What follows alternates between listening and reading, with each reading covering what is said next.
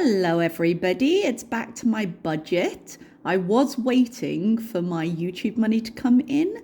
It's pending at the moment though, and I've got time today, so I figured why not just film.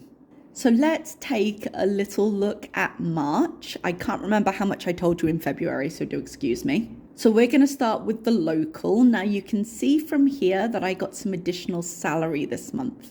That's because in March, before the end of the financial year, they pay you your summer flight money. Sorry, I had to think about that for a second. So as part of our contracts, we get a return ticket from point of origin to our home countries every year. So I got paid 354 rial to go towards a flight. I will not be buying a flight, but that's fine. So that meant that my total income was a little bit higher and I sent home a little bit more. Now, I did discuss before that I was spending it on some treatments, and I ended up paying off part of the credit card because I had to pay all up front. So the money came in at the right time. But let's look at local costs. So my fixed expenses, home internet remains at 29. It's actually 29.4, but for the little tiny bit, I just put 29. My electricity, you can see here, I've got a 0. Now that's unusual. Usually I'll put between 10 and 20 on. However, it seems like I put either quite a lot on last time or I thought I would use more and I didn't. I am using AC fairly regularly now, but it's not on all the time. And I had a fair amount left on my meter, so I don't think I'm going to need more this month, but I'll keep an eye on it. So I didn't add any to my meter. My cleaner is coming in as usual. She's visited once, so I paid her 10, and I've got one more visit from her this month. And my salary transfer cost me the usual 3 point something rial, which I ran up to 4, which is why I don't worry about the 0.4 on the home internet. Everything evens out in the end. YouTube Premium will cost me 3. That comes out of my local thing, but it won't come out yet. And my phone, I checked, I don't seem to need a top up at the moment. I will top it up next month. So that meant that my fixed expenses were slightly lower this time.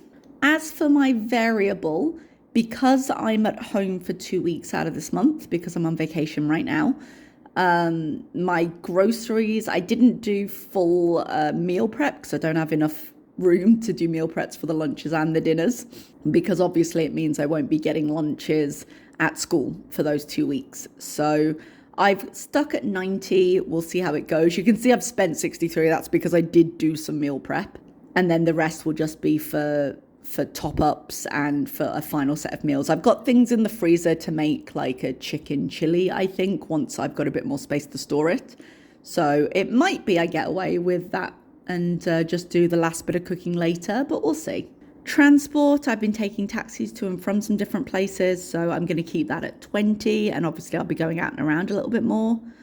School, I reduced down to 10 just in case I need to get a few things for like experiments or something. But as I'm not there for half the month, there was no reason to have the full amount, so it's just on 10. Health, I've left at 30, and beauty, I've left at 15. I have some regular costs that I incur with that, so that's fine. Miscomb, I've kept at 10 as always, and spending and clothing, I've left at 25 each. Now, I am going to have a little bit more money set aside that I'll talk to you about in a minute, because I am on vacation for 2 weeks, and there's a good chance I'm going to spend a little bit more. And even if I don't, I kind of want the option to, you know? So let's move over to the savings. Now, as always, I did pay my pension and my future first. I'm expecting 683 from YouTube. That's what's pending in my account right now.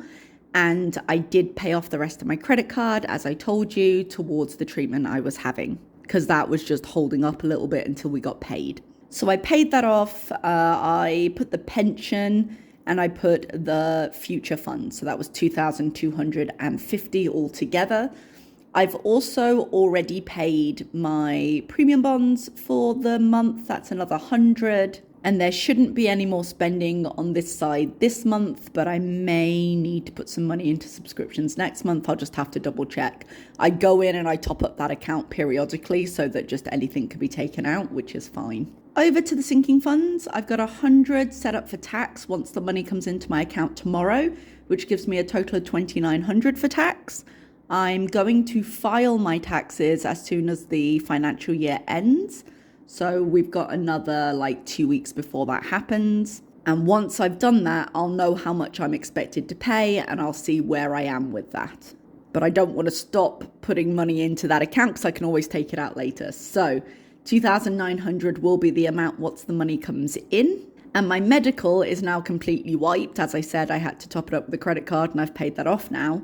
So I'm putting 300 into medical. And that's just to keep that sinking fund going. So I will continue to top that up as I go. And if I end up with any extra money from the tax or the whatever, I might end up consolidating it, but I haven't decided yet. Now that does mean I have a little bit of extra money in my account. As I said, I'm not sure of my plans for the next 2 weeks, but I want the freedom to do some things. So I'm just going to leave that be. There's a few things happening kind of with some video games I play. Like, I just would rather have a bit of spare money around just in case. So I'll make a decision on what I do with that later. All right, and that's about everything I have for you. I hope you enjoyed looking at the budget. I know this was only a short one. How is your budget doing? I hope everyone is okay, and I will see you next time. Bye-bye.